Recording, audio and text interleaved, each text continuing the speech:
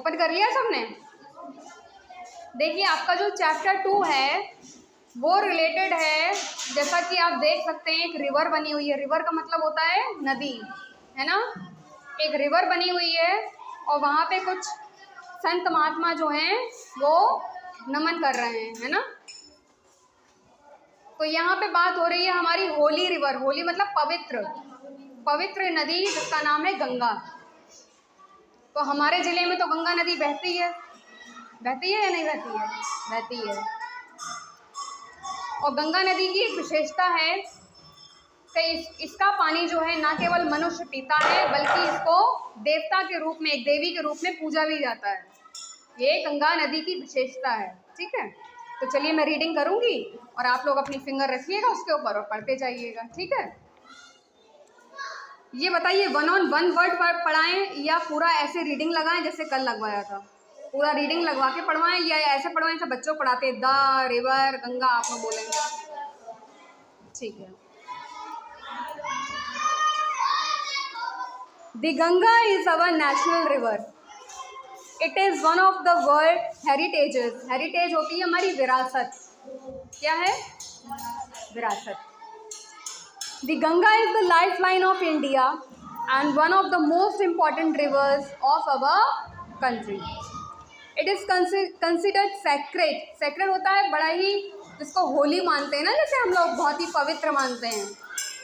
And worshipped as goddess Ganga. Goddess होता है, जैसे गॉड माने भगवान तो गॉडेस माने देवी, स्त्रीलिंग हो जाता है। गॉड माने देव, गॉडेस माने देवी। The Ganga begins its journey from Gomukh. Ganga कहाँ से निकलती है? गोमुख से। Gomukh is a cave made of ice in the Himalayas। आप लोग हिमालय के बारे में तो जानते ही होंगे, आप लोगों ने भूगोल में पढ़ा होगा, ठीक है। तो गोमुख जो है एक केव है, एक गुफा है। गोमुख क्या है? एक गुफा है जो कि बर्फ की गुफा है। किस चीज़ की गुफा है? बर्फ की। और बर्फ की गुफा से जो वो गुफा है वो हिमालयाज़ में है और वहाँ से जो है गंगा नदी निकलती है, ठीक है। तो ये क्वेश्चन बहुत इम्पोर्टेंट बन सकता है कि गंगा जी कहाँ से निकलती हैं, ठीक है। The ice melts. मेल्ट माने होता है पिघलना। मेल्ट माने melts and the water flows out as a tiny stream. बर्फ की गुफा से निकलती है, बर्फ जो है वो पिघलती है और पिघल के एक छोटी नहर के रूप में ही बाहर निकलती है हिमालय से। जो पर्वत की बात हो रही है यहाँ पे पहाड़। As the Ganga flows down the mountains more and more little streams join her. देखो गंगा तो एक है, निकलती है जब ऊपर पहाड़ों से और नीचे की ओर आती है तो बड़ी छोटी छोटी छोटी छोटी नहरें, नदियाँ उसमें मिलती जाती हैं, ठीक है। Thus the Ganga becomes bigger and bigger। और इससे क्या होता है, गंगा का जो रूप है वो बड़ा और बड़ा होता जाता है, ठीक है। मैं इसको अभी एक डायग्राम के माध्यम से भी आपको समझा दूंगी कि कैसे वो बड़ी होती जाती है। It flows down the mountains very fast। क्योंकि ऊपर से आ रही है पहाड़ों से और नीचे की ओर आ रही है तो बहुत ही तेजी से नीचे की तरफ उतरती है। भाई जाहिर सी बात है, जो ऊंचाई से आ रहा है पानी तो नीचे ढलान है तो रफ्तार तो तेज होगी उसकी, है ना। It becomes wider and wider. Wider and wider का मतलब है चौड़ी। वाइड मतलब चौड़ी। It reaches the plains. Plain समझते हो? प्लेन्स मतलब प्लेन एरिया। प्लेन एरिया जहाँ समतल है, बिल्कुल ना पहाड़ है ना चट्टाने हैं, प्लेन एरिया में। जब जैसे मान लो ऊपर से आ रही है तो नहर के रूप में आती है और जब वो नीचे बिल्कुल प्लेन एरिया समतल में आ जाती है, जैसे हमारा ये मैदान है, तो इसमें और चौड़ा हो जाता है, उसका रूप विस्तारित हो जाता है, पूरी फैल जाती है वो। It reaches the plains at Haridwar. और समतल में वो कहाँ पहुँचती है? Haridwar. In the plains it flows through many villages and towns of India. और समतल जगहों पर वो ना जाने कितने गांव से और कितने शहरों से होकर गुजरती है। जैसे कि एक छोटा सा उसका जो है भाग गंगा जी का वो यहाँ पर ही बहकर आया है हमारे जिले में, है ना। On the both sides of the river Ganga there are green fields. छुट्टी क्या, मैं तो बोला इन लोग को खाना खा लो, ये लोग बोल रहे हैं मैं खाया आया हूँ घर से। मैंने तो बोला था, मैंने कहा खाया हो जाकर, खाओगे तो खाया हो। फिर कल कंटिन्यू करेंगे फिर चैप्टर, खाओगे। जो खाना चाहता है वो खाए आए जाकर।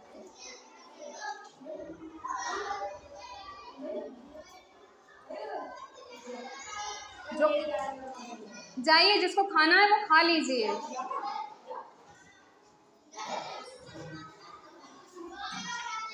हाँ, तो हम लोग थे on the both sides of the river there are green fields.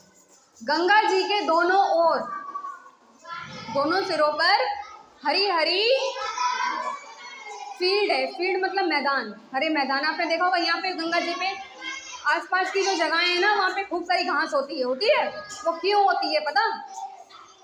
Ganga जी जब ऊपर से हिमालय से उतर के आती हैं तो अपने साथ बहुत सारे सेडिमेंट्स लाती हैं, बहुत सारी ऐसी चीज़ें लाती हैं जो मिनरल्स होते हैं। मतलब पहाड़ों से, तुम्हें मालूम है ना, इतनी जड़ी बूटियाँ, तरह तरह के पेड़ पौधे, उनसे जो मिनरल्स निकल रहे हैं, नीचे चट्टानों से जो मिनरल्स निकल रहे हैं, वो सब इकट्ठा करके वो कहाँ लाती है? जब प्लेन एरिया पे आ जाती है। जब वो प्लेन एरिया पे आ जाती है, जब वो विस्तारित होकर फैल जाती है पूरे में, तो उसके अंदर से जो मिनरल्स और सेडिमेंट्स है ना, जिसकी वजह से एक मिट्टी जो है वो उपजाऊ हो जाती है, ठीक है, वो वहाँ ज़मीन पे फैल जाते हैं। तो मिट्टी को जब उपजाऊ पदार्थ बहुत ज़्यादा मिलते हैं तो जाहिर सी बात है कि वहाँ पे जो है घास पेड़ पौधे बहुत ज़्यादा उगेंगे ही उगेंगे, है ना। इसीलिए अक्सर आपने देखा होगा गंगा जी के किनारे किनारे जो ज़मीन होती है वहाँ पे पेड़ पौधे बहुत होते हैं, और वहाँ की जो ज़मीन होती है ना बहुत उपजाऊ होती है। मतलब कुछ भी आप उगा सकते हैं वहाँ पे easily. Many other rivers join the Ganga in the plains. देखिए, गंगा अकेले निकलती तो है वहाँ से, लेकिन रास्ते में ना जाने कितनी ऐसी छोटी छोटी नदियाँ होती हैं जो उसको ज्वाइन करती हैं। जो सर जा ही नहीं रही है लोग, हम तो कह रहे हैं जाइए, अगर आपको खाना आप खा लीजिए जाके। Many other rivers join the Ganga in the plains. ना जाने कितनी नदियाँ जो हैं वो गंगा जी को आके ज्वाइन करती हैं, और गंगा जी में ना जाने कितनी नदियाँ आके मिल जाती हैं, और जिससे उसका रूप जो है और बड़ा बड़ा और विशाल हो जाता है। The Yamuna and the invisible Saraswati meet the Ganga at Prayagraj. देखो, प्रयागराज में हम लोग जिस नाम से अभी तक प्रयागराज को जानते आए हैं वो है संगम। कहते नहीं है इलाहाबाद में संगम है भाई, तो किन नदियों का संगम है? यमुना का, सरस्वती का। ये नदियां हैं जो गंगा जी से मिलती हैं वहाँ पे आके। This meeting place of the three rivers is called Triveni Sangam. और प्रयागराज में जब ये तीनों नदियां मिल जाती हैं तो उनके संगम को कहा जाता है त्रिवेणी संगम। क्या बोला जाता है?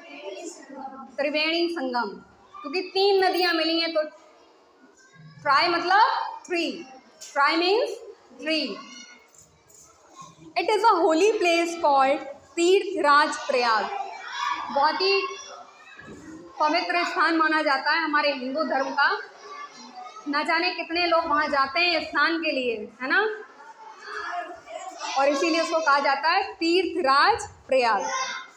कुंभ Mela at Prayag has gained international fame as the world's largest religious gathering of people. Kumbh Mela तो आप सबने सुना ही होगा, बहुत ही विख्यात और विशाल मेला लगता है वहाँ पे, है ना। हजारों लाखों की संख्या में लोग आते हैं वहाँ पे। Many Hindus believe that taking a holy dip in the Ganga can purify a person's soul of all past sin. और बहुत से लोग ये मानते हैं कि गंगा में डुबकी लगाने से ना जाने कितने पाप धुल जाते हैं। मानना है ऐसा? ऐसा होता है सच में? सच में होता है ऐसा? सच में होता है? कहते तो हैं, मतलब एक बिलीफ है हमारे हिंदू धर्म का कि गंगा में डुबकी लगाएंगे तो पाप धुल जाएंगे। Mostly people believe this. After passing through many big cities the Ganga flows towards the sea. ना जाने कितनी जगहों से गुजरती हुई गंगा जो है वो कहाँ मिलती है जाकर, सागर में। सी माने, और देखिए हर नदी जो है कहीं ना कहीं किसी सागर में ही मिलती है, और सागर कहीं ना कहीं किसी महासागर में ही मिलता है जाके। ठीक है, अब कितने महासागर हैं ये सब बात चर्चाएं आपकी कभी ज्योग्राफी में करेंगे। ठीक है। As it reaches closer to the sea it speeds becomes slower and finally it merges into the sea। देखिए जैसे वो किसी सागर में जब मिलने चलती है ना तो उसकी स्पीड जो होती है वो धीरे होती जाती है, धीमी धीमी और धीरे धीरे वो एक नदी जो है वो सागर में मिलती है, और गंगा भी कुछ इसी तरीके से जाके सागर में मिलती है। गति जो उसकी तीव्र गति है ना वो धीरे धीरे कम हो जाती है। The Ganga's long journey from high up the mountains ends at the Bay of Bengal। देखिए गंगा की जो एक जर्नी है, यात्रा जो है गंगा की, है ना, जर्नी मतलब यात्रा, वो जो है पहाड़ों से शुरू होके कहाँ खत्म हो जाती है, बंगाल की खाड़ी में, बे ऑफ बंगाल, बंगाल की खाड़ी। अब तुम लोग ये सब सोच रहे हो ये पता नहीं अजीब अजीब जो शब्द है, बंगाल की खाड़ी देखी, बंगाल की खाड़ी नहीं देखी, अभी दिखाएंगे, देखो बोर्ड पे एक चित्र बनाएंगे तब दिखाएंगे सब कुछ। This place where the Ganga joins the sea is called the Ganga Sagar. और ये जगह जहाँ पर गंगा जो है वो सागर से मिलती है उसको ही कहा जाता है गंगा सागर। ठीक है, गंगा जी जो है वो सागर से मिलती है तो वहीं पे कहा जाता है गंगा सागर। तो ये था आज का चैप्टर आपका।